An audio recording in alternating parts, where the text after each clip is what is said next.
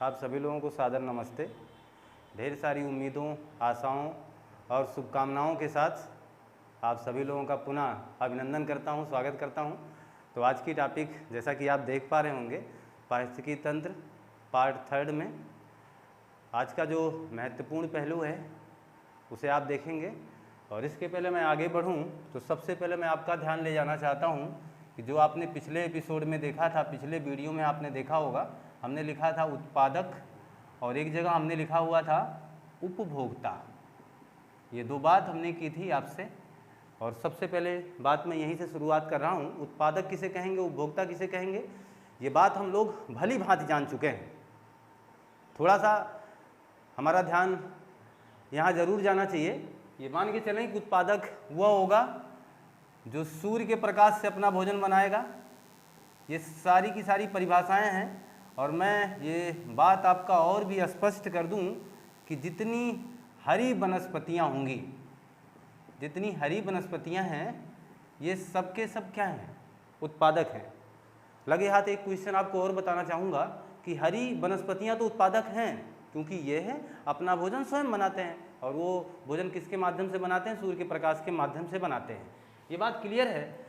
यहाँ अगर मैं कह दूं कि हरी वनस्पतियों का जो उत्पाद होगा, हमारी हरी वनस्पतियाँ जिस भी चीज़ का उत्पादन करेंगी, जैसे पौधे से पत्तियों का आना, पौधों से फलों का प्राप्त होना, ये सब का सब उनका तो उत्पाद है ना। तो जो फल हैं ये भी शाकाहारी हैं, तथा जो पत्तियां हैं ये भी शाकाहारी हैं। अर्थात अगर हम इन्हें अपने आहार में शामिल करते हैं तो हम शाकाहार की श्रेणी में आने वाले हैं।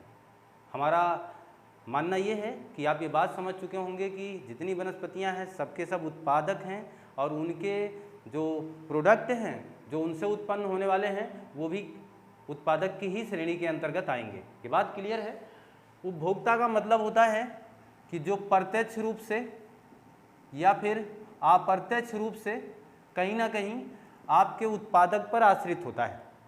प्रत्यक्ष कहने का मतलब ये हुआ कि जो आप देख पा रहे हों, जैसे बकरी को आपने घास खाते हुए देखा होगा, तो ये तो क्लियर है ना कि प्रत्यक्ष रूप से बकरी आपकी आंखों के सामने उस वनस्पति को खा रही थी। लेकिन क्या कभी आपने शेर को घास खाते हुए देखा है? लेकिन आप ये दावे के साथ कभी नहीं कह सकते कि शेर घास नहीं खाता है। शेर घास खाता है। अब सोचो कैसे खाता है।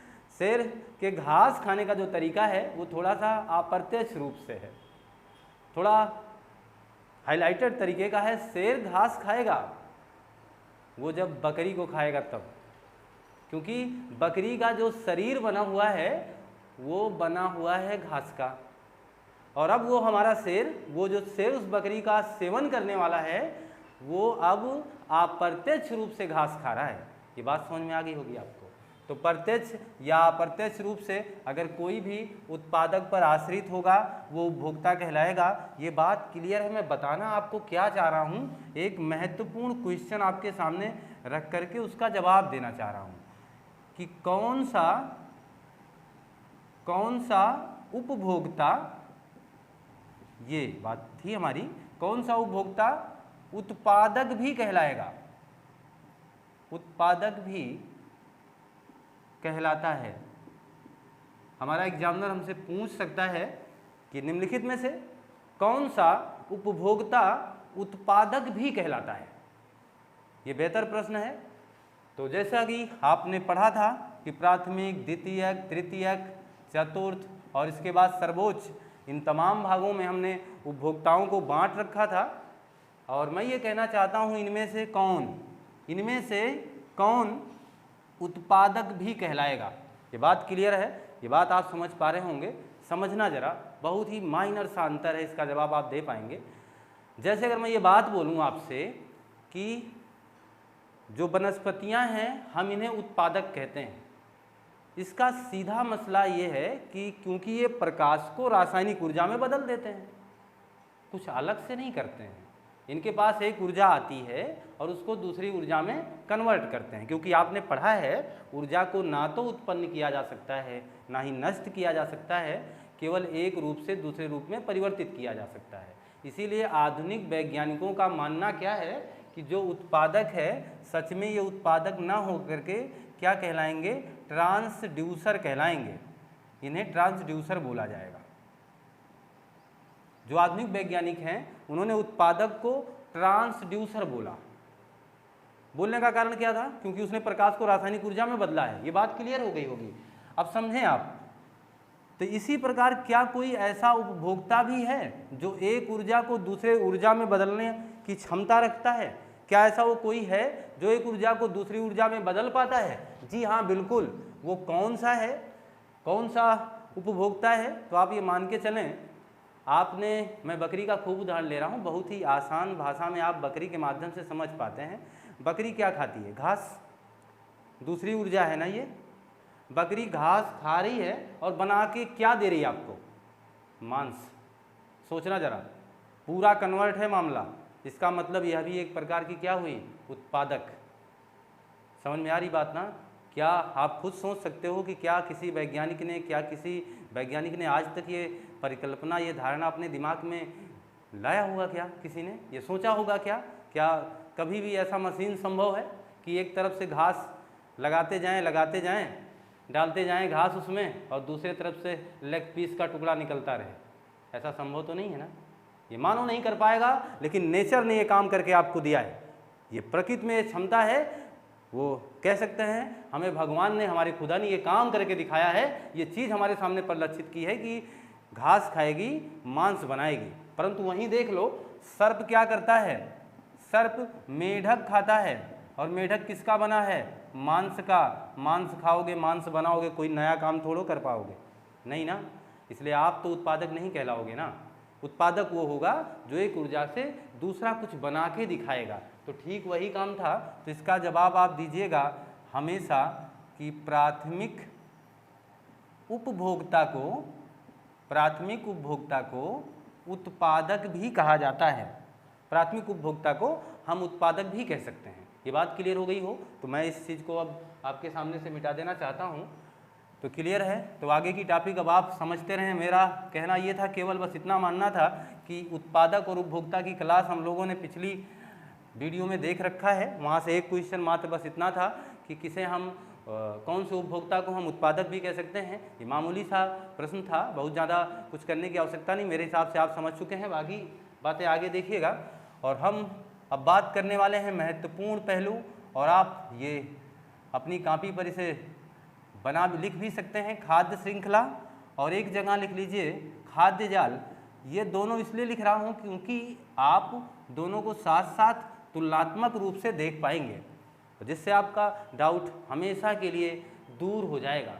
समझे जरा, खाद्य श्रृंखला किसे कहते हैं? जैसे अभी ये बात हुई कि हम लोग एक दूसरे पर, या कोई जीव किसी दूसरी वनस्पति पर, या ऐसे कह दो एक जीव दूसरे जीव पर कहीं ना कहीं आश्रित तो है ना, खा तो रहा है ना, उसे भोजन की आवश्यकता तो है ही ना, तो वो कुछ ना कुछ ले ही तो रहा है। तो वो जो भोजन की आवश्यकता है वो एक क्रमबद्ध चेन की तरीके से अगर व्यवस्थित करके हमारे सामने रख दी जाए तो उसे ही हम क्या बोलेंगे? खाद्य श्रृंखला बोलेंगे। जैसे कहने का तात्पर्य ये हुआ हमारा कि अगर हम आपके सामने ये बात बोलें और कहें कि घास को खाने वाला टिड्डा है, टिड्डे को खाने वाला मेढक है, मेढक को खाने वाला सर्प है, सर्प को खाने वाला मोर है, अगर ये बात मैं आपके सामने एक चैन के माध्यम से, एक रील के माध्यम से, एक तरीके के माध्यम से लिख रहा हूँ, तो इसका साफ साफ मसला है कि हम खाद्य श्रृंखला की बात कर रहे हैं। तो जिस तरह हमने लिखा घास, फिर हमने लिखा टिड्डा, फिर हमने लिखा है मेढक, फिर हमने लिखा है सर्प, और फिर इसके बाद हमने लिखा है मोर। ये बात क्लियर है? घास, टिड्डा, सर्प, मोर, ये सारा एक क्रमबद्ध तरीका है। समझे जरा, बहुत ही आसान भाषा में आप इसे ऐसे भी समझ सकते हैं। खाद्य जाल का तात्पर्य क्या है? तो ये जो चैन हमने बना रखा है, एक तरीका बना रखा है, हम इसे क्या बोलेंगे? खाद्य श्रृंखला बोलेंगे। क्लियर है बात? और ये एक सिद्धांत पर आधारित है, इसीलिए हम इसे क्या बोलेंगे कि खाद्य श्रृंखला हमेशा सैद्धांतिक होती है। ये बात याद रखना। यहाँ से एग्जामिनर अगर कभी भी क्वेश्चन करता है तो कुछ इसी तरीके से करता है कि निम्नलिखित में से कौन सैद्धांतिक है और कौन सी व्यवहारिक है। तो ये बात ध्यान दें, ये सैद्धांतिक होती है, लेकिन ये खाद्य जाल जो होता है ये व्यवहारिक होता है। खाद्य जाल को हमेशा आप व्यवहारिक बताएंगे। समझे जरा, खाद्य जाल किसे कहेंगे? श्रृंखला तो आपके समझ में आ ही गई है। जाल का मतलब होता है कई श्रृंखलाओं का एक में समाहित होना। कई श्रृंखलाओं को हम अगर एक में पढ़ पाते हैं, एक में देखेंगे, तो हम उसे खाद्य जाल बोलेंगे। बहुत ही आसान बात है, इसमें कुछ करने की आवश्यकता नहीं। श्रृंखला का मतलब एक क्रमबद्ध तरीके से हमारे उपभोक्ता उत्पादक सेट होकर के बैठे हों, वो श्रृंखला है। खाद्य जाल का मतलब कोई भी उत्पादक किसी भी उपभोक्ता के पास जाए, कोई उपभोक्ता अपना निवाला किसी भी उत्पादक को बना ले, प्राथमिक उपभोक्ता द्वितीयक को खा ले, द्वितीयक वाला किसी और को खा ले, ये मामला खाद्य जाल के पास चला जाएगा। समझे जरा, तो ये व्यवहारिक है और ये सैद्धांतिक है। और हाँ, अगर हम ये कहें, यहाँ से आप समझ पाएंगे, ये वास्तविक नहीं है। जो खाद्य श्रृंखला है ये वास्तविक नहीं है, सिद्धांत पर आधारित है, वास्तविक नहीं है। परंतु जो खाद्य जाल है ये वास्तविक है। इसको समझें आप, बहुत आसान। वास्तविक होने का मतलब क्या है? वास्तविक होने का मतलब ये हुआ कि जो ये चेन हमने रखा है, ये मैंने आपको बताना चाहा है कि मेढक को हमेशा खाने वाला कौन है? सर्प। या सर्प हमेशा क्या खाएगा? मेढक। ये खाद्य श्रृंखला आपको बता रही है, इसलिए सिद्धांत सैद्धांतिक है। परंतु जो हमारा खाद्य जाल है ऐसा नहीं है। खाद्य जाल ऐसा नहीं कर पाएगा। खाद्य जाल कहता है कि मान लो आज सर्प बहुत भूखा हो, बहुत ज़्यादा सर्प को भूख लगी हो, और उसे मेढक ना दिखाई दे, ना मिले, तो क्या वो भूखा रह जाएगा? क्या वो हमारी तरह कैलेंडर का इस्तेमाल करता होगा? क्या सर्प आपकी तरह सोमवार मंगलवार जैसे व्रत धारण करता है क्या? नहीं ना। सर्प तो ये कहेगा आज मेढक नहीं मिला है तो कुछ और सही, मुझे अपनी भूख मिटानी है। ये जो जीव हैं हमारी तरह नहीं जीते हैं इस धरातल पर। ये स्वच्छंद तरीके से जीने आए हैं और एक सामान्य जीवन जी करके इस धरती से पलायन करके चले जाएंगे। कैलेंडर वगैरह तो हम लोगों के लिए होता होगा ना, ये समय हम लोगों के लिए है, सन महीना और दिन, ये जो हम बांट रखे हैं ये सब हमारे लिए हैं, ये जानवरों के लिए बिल्कुल नहीं होता। तो ये मान के चलें कि सर्प उस दिन भूखा नहीं रहेगा, वो मेढक की तलाश छोड़ करके किसी अन्य चीज़ की भी तलाश कर सकता है, अपनी खुराक बना सकता है। इसका मतलब ये जो सिद्धांतों पर आधारित है ये वास्तविक नहीं है। ये मसला वास्तविक कब होगा? खाद्य जाल में ये भोजन नहीं मिला तो अपनी तृप्ति के लिए, अपना आहार नाल भरने के लिए हम किसी भी हद तक गुजर सकते हैं, अर्थात हम किसी दूसरे भोजन को भी अपना निवाला बना सकते हैं। अतः यह प्रक्रिया खाद्य जाल कहलाएगी। अब मेरे हिसाब से आप ये बात समझ चुके हैं कि कौन सा वास्तविक है और कौन सा वास्तविक नहीं है, तो आप इसे नोट कर लें। अब देखिए 10% ऊर्जा का नियम, 10% ऊर्जा का नियम, ये फार्मूला क्या कहता है, किसने दिया? इससे संबंधित काफ़ी क्वेश्चन आपके एग्जाम में आ चुके हैं, कई बार पूछे जा चुका है प्रश्न। 10% ऊर्जा का नियम का मतलब क्या है? अगर मैं आपसे बात करूं कि कोई भी जीव, चाहे वो वनस्पति ही क्यों ना हो, कोई भी जीव अपने समस्त ऊर्जा का 90% केवल अपने शारीरिक जीवन निर्वहन में खर्च कर देता है। ये बात समझ पा रहे होंगे। मेरे कहने का तात्पर्य है कोई भी जीव अपनी समस्त ऊर्जा का 90% भाग, कितना? 90% भाग किसमें? जीवन निर्वहन में खर्च कर देता है। ये चीज समझें। कोई भी जीव अपने शरीर का 90% जो ऊर्जा उसके अंदर है उसका 90% हिस्सा अपने जीवन के संचालन में ही खर्च कर देता है। बाकी 10% हिस्सा ही एक पीढ़ी से, ये बात समझें, 10% हिस्सा ही एक पोषक स्तर से दूसरे पोषक स्तर में जा पाता है। एक पोषक स्तर से दूसरे पोषक स्तर में कितनी ऊर्जा जाती है? 10%। इसीलिए इसे क्या नाम रखा है? 10% ऊर्जा का नियम। ये बात बोलने वाले कौन थे? ये बताया किसने है? ये बात यहाँ मैं लिख दे रहा हूँ। ये बताने वाले वैज्ञानिक थे लिंडमान साहब। इन्होंने कहा कि केवल हम किसी भी जीव का भोजन अगर करते हैं तो मात्र हम उसके शरीर का 10% ऊर्जा ही हमें प्राप्त हो पाती है। ये बताया उन्होंने, एक तरीका समझ लें। और बिल्कुल ये मैं फिर से आपके सामने वही घास, वही टिड्डा, वही मेढक, ये सब लिखने वाला हूँ। घास टिड्डा, टिड्डे को खाएगा मेढक, मेढक को खाएगा सर्प, और सर्प को अपना निवाला बना सकता है मोर। ये जो फार्मूला है, जो सैद्धांतिक श्रृंखला हमने आपके सामने एक चेन लगा रखी है, जरा समझें इससे क्या समझाना चाह रहा हूँ मैं। कि मान लो अगर घास में 1000 किलो कैलोरी ऊर्जा है, तो ये जो टिड्डा है इसके पास कितना ऊर्जा पहुँचेगा जब ये घास का सेवन कर चुका होगा। तो टिड्डा जब घास को खाएगा तो मात्र इसका 10% ही प्राप्त कर पाएगा।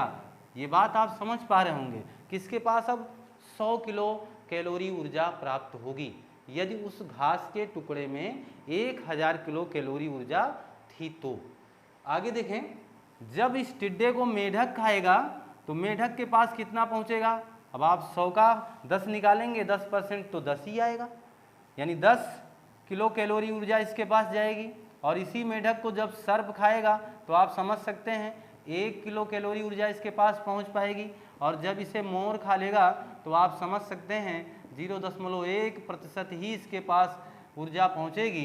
तो आप ये मान के चलें कि जो जितना दूरी पर है खाद्य श्रृंखला में, अर्थात जो जितना बड़ा मांसाहारी है, जो जितना ज़्यादा उच्च कोटि के मांस का सेवन करना चाहता है, जैसे आप बकरी खाते हैं आप, तो आप ये मान के चलें कि बहुत उच्च कोटि के मांसाहार तो हुए नहीं।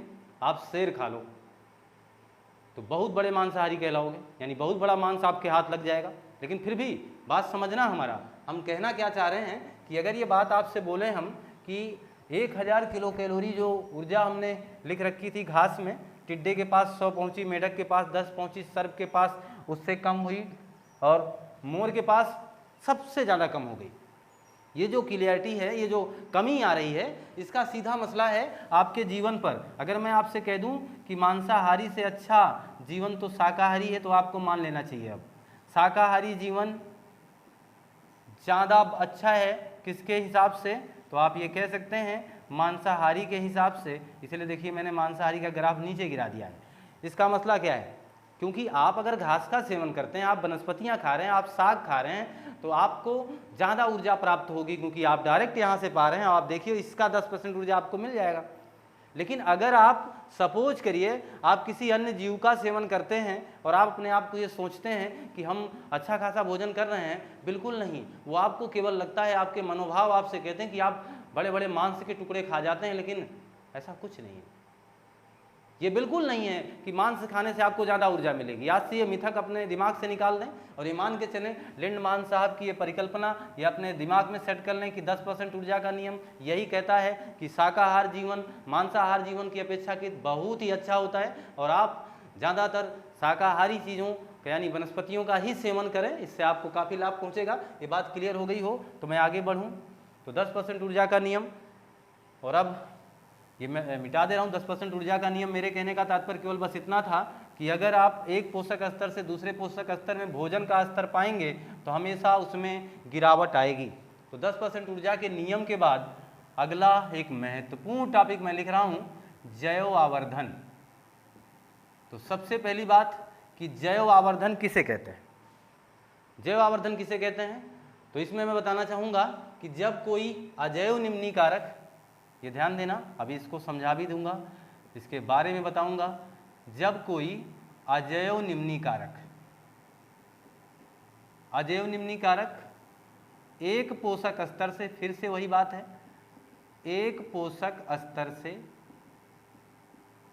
दूसरे पोषक स्तर में जाता है, एक पोषक स्तर से दूसरे पोषक स्तर में जाता है, तो हमेशा उसके मान में, यहाँ लिख देते हैं हम, उसके मान में हमेशा क्या होगी? वृद्धि, यानी बढ़ेगा। ये समझे जरा। जब कोई अजैव निम्नीकारक एक पोषक स्तर से दूसरे पोषक स्तर में जाएगा तो हमेशा उसके मान में वृद्धि होती चली जाएगी, बढ़ता हुआ चला जाएगा। एक महत्वपूर्ण बात ये समझ पाए आप। फिर से मैं वही फार्मूला आपके सामने सेट करूंगा और इसके पहले ये आपको बहुत परेशान कर रहा है ये शब्द अजेय निम्नी कारक। ये बार बार आप सोच रहे हैं ये है क्या, तो समझ लीजिए ज़रा इसको।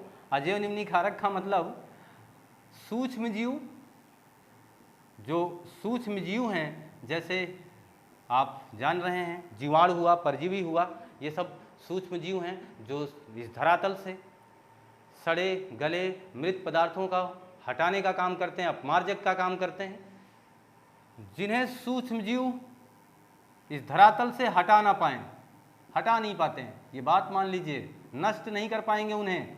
जैसे ऐसे सूक्ष्म पदार्थ जिन्हें सूक्ष्म जीव इस धरातल से नष्ट नहीं कर पाते हैं, हटा नहीं पाते हैं, तो ये मान के चलें उसे हम क्या बोलेंगे, अजेय निम्नी कारक। उसका एक उदाहरण मैं आपके सामने लिख दे रहा हूँ, DDT, और दूसरा देखिए लिख दे रहा हूँ BHC।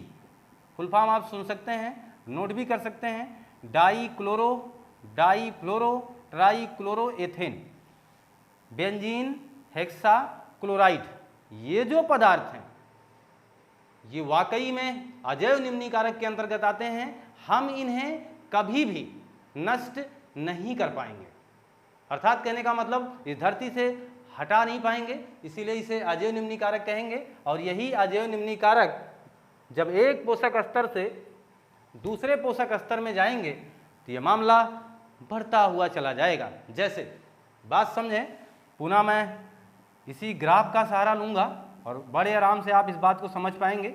घास को खाया टिड्डे ने, टिड्डे को खाया मेढक ने। आपके दिमाग में आ रहा होगा सर कितनी बार खाएगा ये मेढक।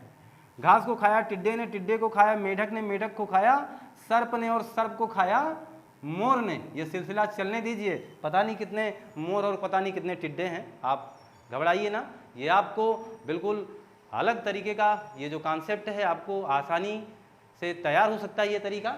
अब मान के चलें तो घास को टिड्डा खा रहा है, और मान लीजिए कि एक घास में, किसी भी घास में 1 ग्राम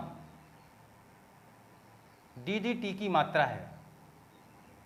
जरा समझें, ये जो अजेय निम्नी कारक है किसी घास पर पड़ा हुआ है, अर्थात DDT की मात्रा उस पर 1 ग्राम है। ये चीज़ आपके दिमाग में आए कि किसी घास पर 1 ग्राम DDT की मात्रा है। टिड्डा उसको खाएगा जरूर, क्लियर है ना। क्या टिड्डा अपने जीवन काल में एक ही घास खाएगा क्या? नहीं ना।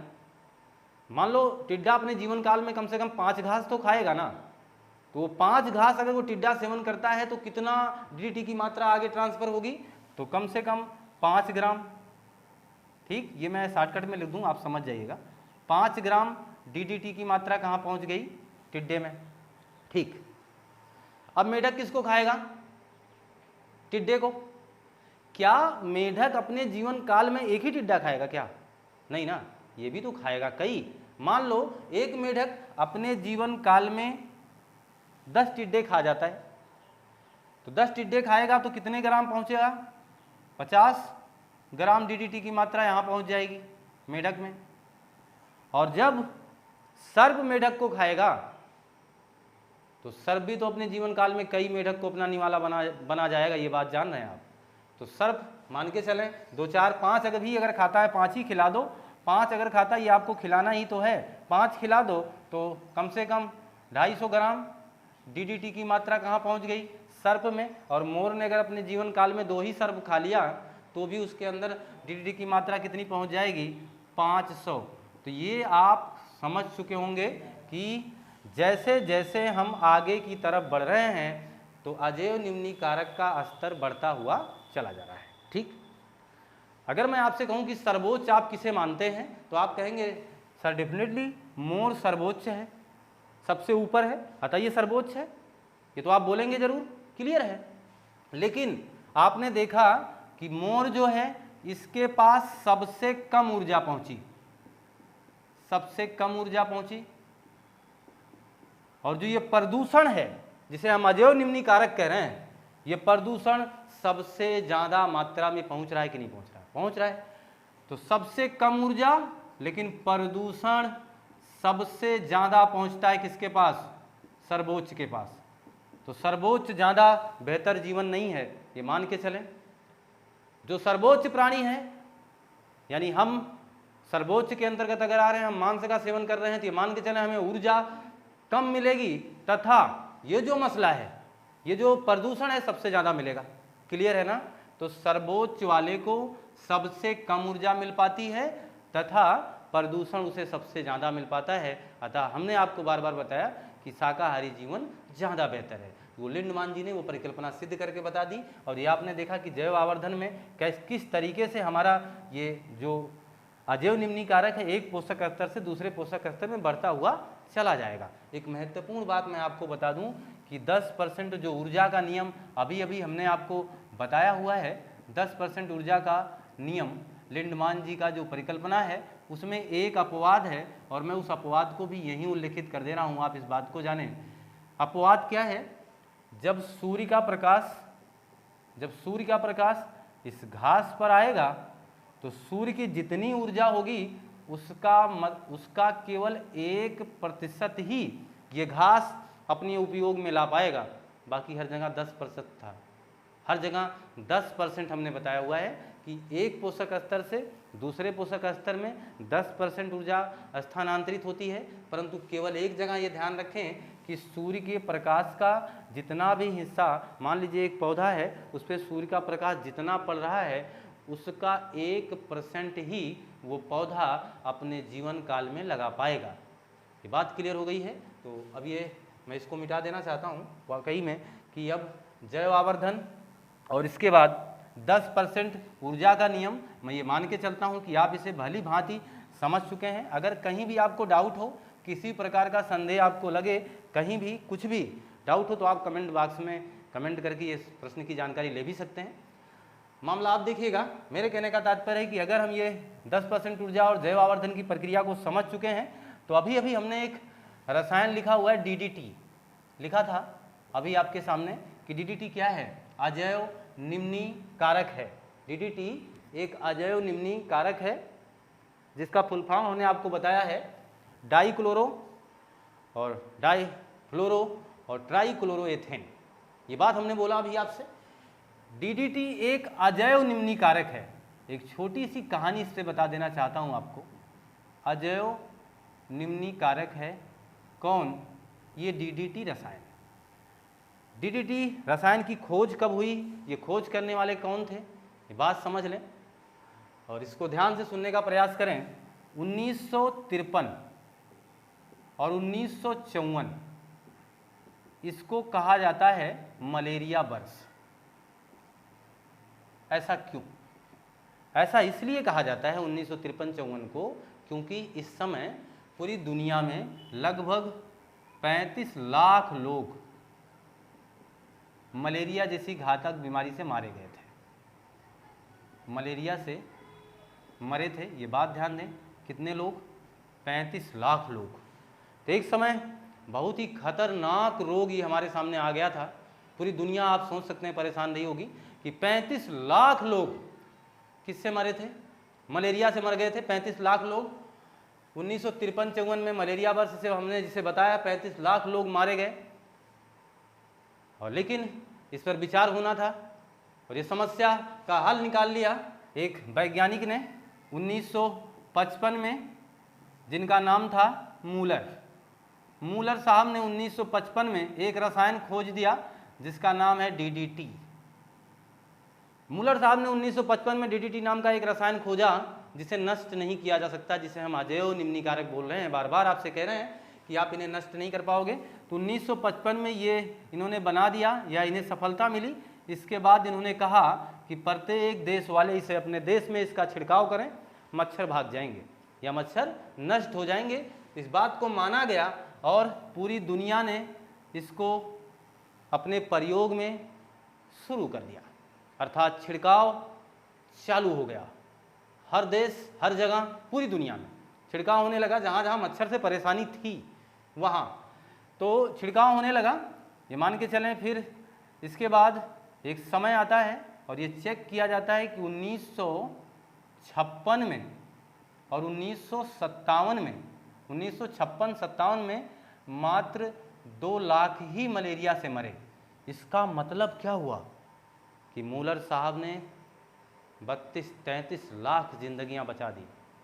पूरे देश में सन्नाम हो गई है, इनके चर्चा होने लगे और ये मानना जाना लगा कि बहुत बड़ा काम हुआ है कि जहां 35 लाख लोग मारे गए थे, अब मात्र कितने लाख मरे हैं? 2 लाख।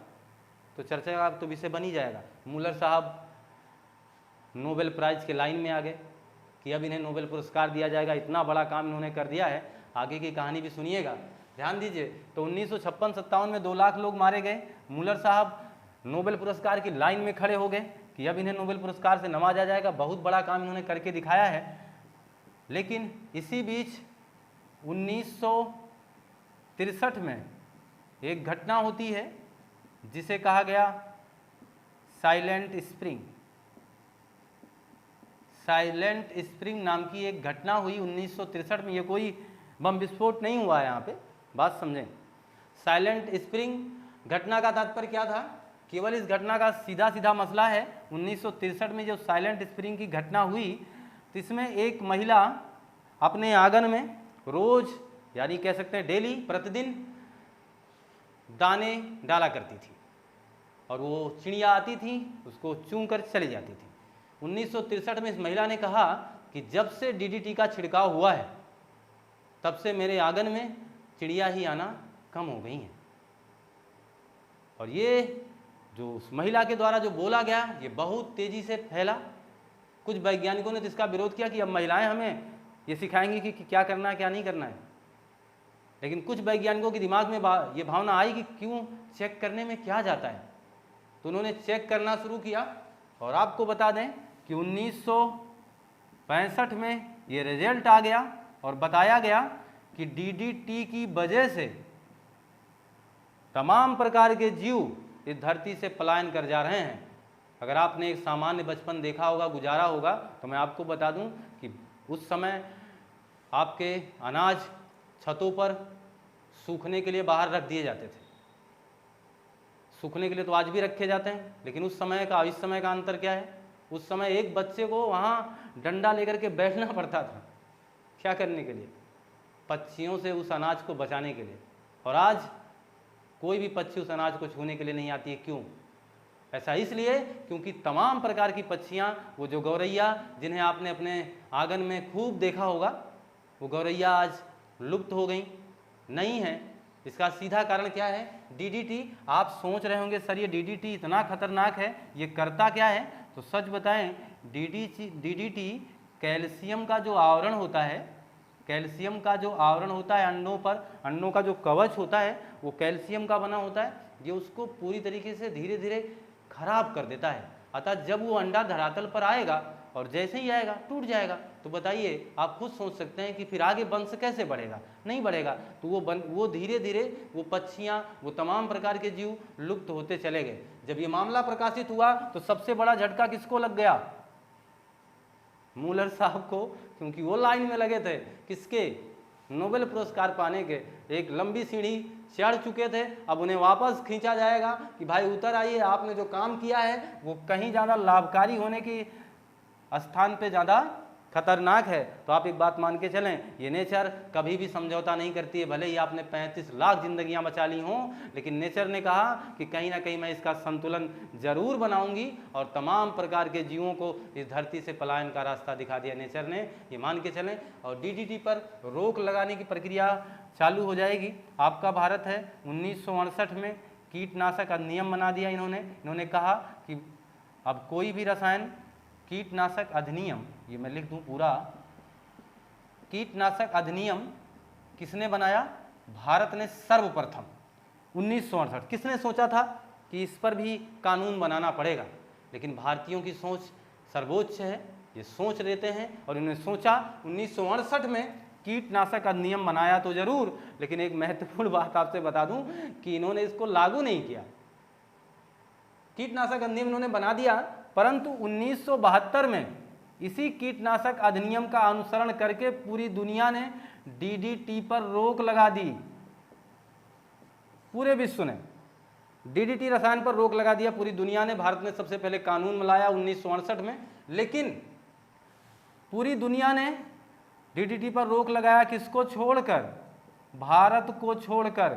भारत कानून बनाना जानता है लेकिन लागू करना नहीं, ये मैं ऐसा नहीं कह रहा हूँ। इसका सीधा मसला ये है कि इसे आप ये मान के चलें कि हमारा भारत, हमारा ही देश सबसे पहले कीटनाशक अधिनियम बनाता है, परंतु इसे लागू नहीं करता, अर्थात इसके माध्यम से कोई कार्य नहीं संपादित करता, जबकि पूरी दुनिया इसका अनुसरण करती है।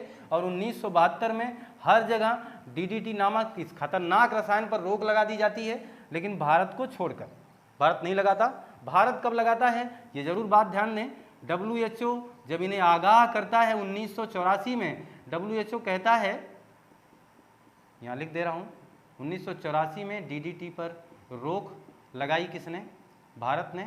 और ये क्यों और कैसे हुआ? WHO ने कहा भारत से कि अगर आप रोक नहीं लगाओगे तो आने वाले हर तीसरा व्यक्ति मानसिक रोगी बन जाएगा आपके भारत का। WHO ने कहा कि भारत का हर तीसरा व्यक्ति मानसिक रोगी होगा अगर आप DDT रसायन पर रोक नहीं लगाते हैं। ये मान के बात चलें कि अभी भी हमारे भारतीयों के अंदर लगभग 13 ppm DDT की मात्रा है, और यही 13 ppm की बजाय अगर 15 ppm या 16 ppm हो जाता तो ज़रूर मस्तिष्क रूप से हम रोगी हो जाते हैं। ये बात मान के चलें तो बहुत ही खतरनाक था, और इस पर रोक लगाया सभी लोगों ने। 1972 में यहाँ लगा। मोलर साहब को आप ये कह सकते हैं अब नोबेल पुरस्कार नहीं मिलेगा। तो मैं ये चाहता हूँ कि ये बात हमारी आप अच्छे ढंग से समझ पाए हैं, क्लियर ढंग से समझ पाए हैं, मेहनत करते रहें। हमारी शुभकामनाएँ आपके साथ हैं, और पूरे मनोवेग से कक्षाओं को देखें, पढ़ें।